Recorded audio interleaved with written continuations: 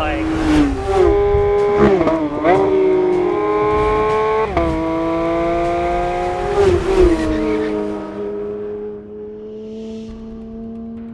The GT3 RS, a car which surely needs no introduction, the hardest, most focused version of Porsche's current generation 911, and we've got one here at Performance Vehicle of the Year. This is very, very exciting. Let me take you through it quickly because there are certain elements of this car which are hard to ignore, right? So much of the front is taken up by aerodynamics and cooling. Get that hot air from that giant radiator in the front. There isn't the front, but in the front area. Get that hot air away from the car, and certainly don't let it get involved with the engine, where it would absolutely sap the power, Porsche think, by up to 15 horsepower. So they've done everything they could to get that hot air out of there. But then when we get toward the back of the car, it's all about getting the air over the hood and onto this wing which, by the way, has active aerodynamics. There's a DRS system here. So when you're driving in a straight line, 95% throttle, straight wheel, this little guy will open, less drag, more speed. Come on. Active aero on a road car is always a good idea. And honestly, to call this a road car, it's kind of reductive, right? This is absolutely a race car, which also just happens to have license plates. So with that said, enough talking, let's do some driving.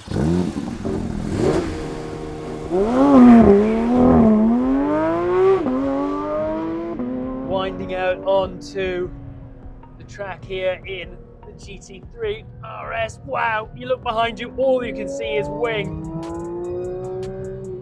Then you put your foot down and all you can hear is that sonorous 4-litre, red line, 9,000 RPM red line, and I still managed to hit it. That 4-litre engine, beautiful. Oh, goodness me, the turn-in.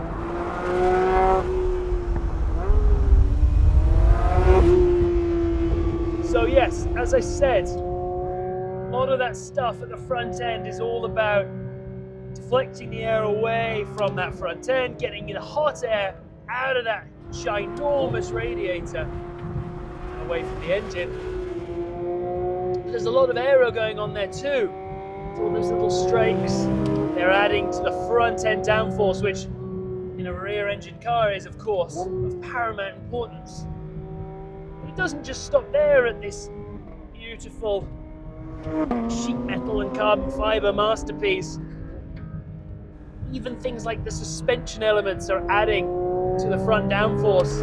The front wishbones, they contribute something like 88 pounds of front downforce just from the amount of air that passes through them and the fact that they are shaped like miniature wings.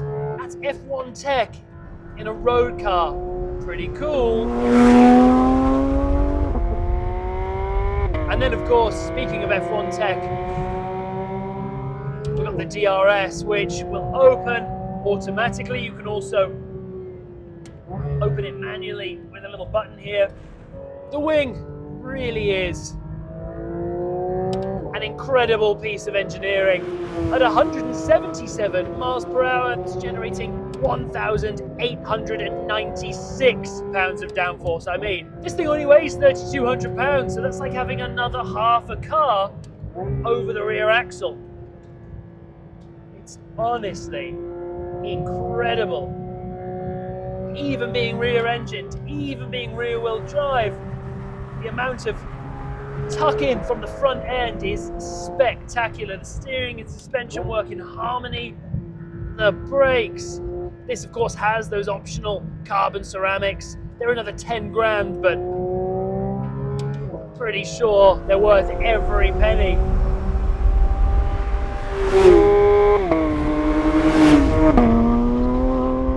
And that's the other thing.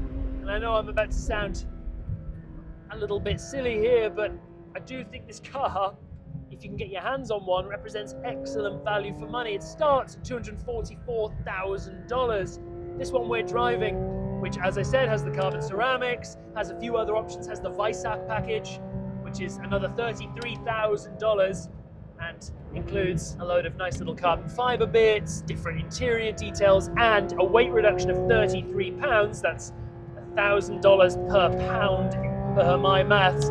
This one's only $300,000. I think it's $302,000 as driven.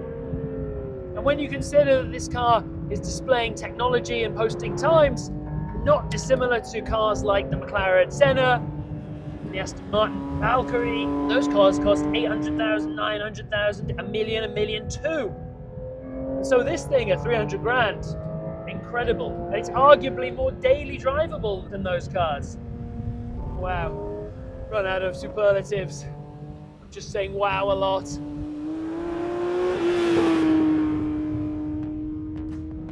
Gosh, the grip is endless and effortless. I cannot believe the amount of miniature adjustments you're able to make, even whilst the car is loaded up, pulling a couple of G in the corner. This car handles everything you can throw at it, and it's very approachable.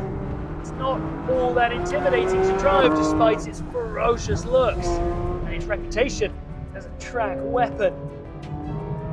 Feels like this thing's big competitor here has got to be the McLaren, right? That and the Ferrari. Interesting, kind of got ourselves a 2024 update on the Holy Trinity, right? None of these are Halo hypercars, but they all boast numbers similar to the ones posted by that incredible Holy Trinity some 8-10 years ago. The fact that the GT3 RS, with its naturally aspirated 4-litre 6-cylinder engine, devoid of a hybrid powertrain or turbochargers, can offer a comparable driving experience to hypercars from less than a decade ago, and not just that, but punch up to compete with cars 2 to 3 times its price, is remarkable, to say the least. There will be a time in the not-so-distant future when the growl of a naturally aspirated combustion engine will be absent from dealer lots. But today is not that day, and so we are gonna enjoy this while it lasts.